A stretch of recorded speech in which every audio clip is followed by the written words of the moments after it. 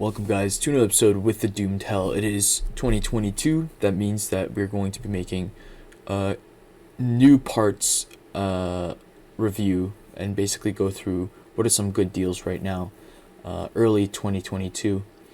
This is kind of what I rounded up. The first thing I want to talk about is the CPU. Intel has been making some serious waves. In a couple quarters ago, Intel did have some interesting deals compared to Ryzen, but Ryzen was really dominating during their 3000 era. Their 5000 era kind of gave some leeway for Intel to have interesting deals, I would say, because of how expensive Ryzen 5000 was for the average consumer. But now it is clear that Intel has a lot more leeway. The 12th gen processor, mid-range 12th gen processor, is only $360. This is Canadian, and gives you 10 cores at 5 gigahertz. That's compared to just a year and a half ago, the i9 10900K, which doesn't even compete with this processor very much, was around $500. So there was a huge price cut in terms of that, if you look at it that way. Keep in mind, this is not the highest end CPU. That means that you do have some future upgrading if you want to. The CPU is really cool also because, of course, it allows overclocking, but it also allows DDR4 or DDR5 with the CPU. So here I went with a DDR4 motherboard. This one is supposed to be pretty decent at what it's doing. The Z690 lineup this time is almost perfect for overclocking. It has everything you might want from overclocking. I picked this specific motherboard because obviously Asrock makes okay motherboards in general. Their VRMs are getting much better, and I know for a fact this DDR4 motherboard does overclock quite okay. So I paired that with some okay RAM, 32 gigabytes of RAM, just because I find 16 I run out of.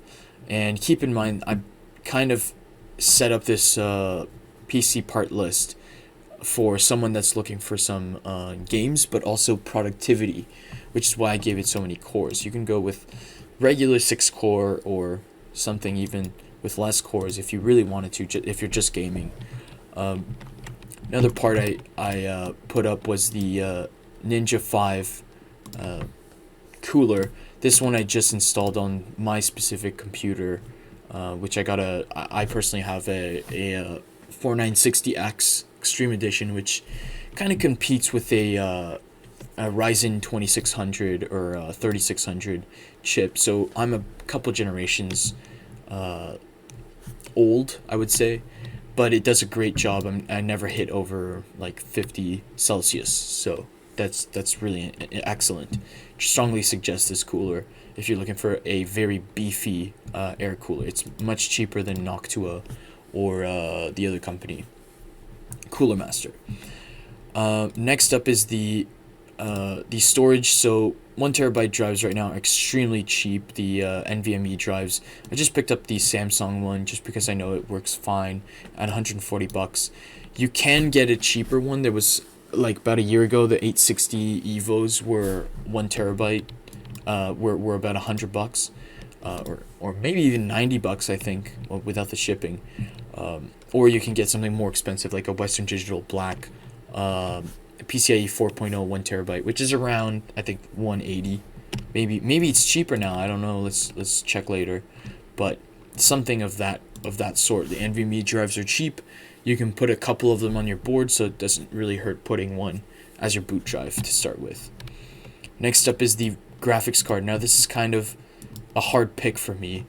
The RTX 3050 just came out, and it is competing quite well in the price to performance mark here, coming out around $500. It's hard to get it, I'm sure.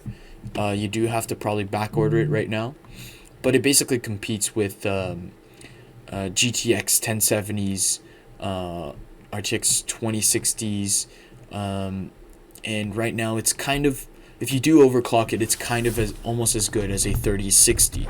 So these things are extremely powerful for what they're advertised as, and I'd be really glad having one of these, to be honest.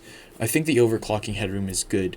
Now, if you did want more performance, if I'm not mistaken, the 3060 Ti, the 3060 Ti is not a bad price to performer either. It's $200 more though, so it's not necessarily worth it if you're needing VRAM, for instance. Not really worth it. If it's just a question of running games in 4K, yeah, do get the 3060 Ti. That's kind of the max, I would say, for just 4K. So this is good. I wouldn't go with Radeon, and there's just one reason for that. It's because Radeon cards are being bombarded by Bitcoin miners, and I can never find any at a good deal. Really sad, because there was a couple years ago I would have just only gone with Radeon. Next up is the case. I have this case, the Matrix 55. It's a good case for how much it's worth. It's fully glass. It's pretty slick, but there are obviously better cases. It doesn't have the best I/O, and it's slightly built cheap, I would say. So I just put that right there, just because of the price and just the fact that I know it. Next up is the power supply, the very last part on the list. The EVGA BQ850. This is a great power supply. I have the GQ version. They're definitely quality power supplies. They're not necessarily made cheaply, and they will do you for 400 watts very easily. So this brings up to a total of around $2,000. Now, looking at that price, me personally, I go yeesh, and I look for the used parts bins. But it does kind of make sense if you think about it, considering you're getting quite a lot of power under the bonnet. You could probably cheap out on some of the parts. Obviously, the RAM, the motherboard, you might be able to opt for a cheaper motherboard and still have kind of the same performance. But I do suggest having a Z690 board at the very least, because it is very worth overclocking the new Intel chips. You're getting more than i9 performance from just a year ago, so very worth it. That's about it for today, guys. I think the number one thing I'm looking forward to in the future is graphics cards being sub $200, because we've had a huge shift. A couple years ago, the GTX 1050s and 1050 Ti's would not pass $250 in price tag. Now we're looking at double that. There's a huge price shift that has brought our PC gaming community to its knees, and I'm really not proud of that. So that's the main thing that I'm looking forward. Also DDR5 being cheaper, but I don't even give a fuck about that, to be honest. Hopefully you guys enjoyed this video, and have a good day.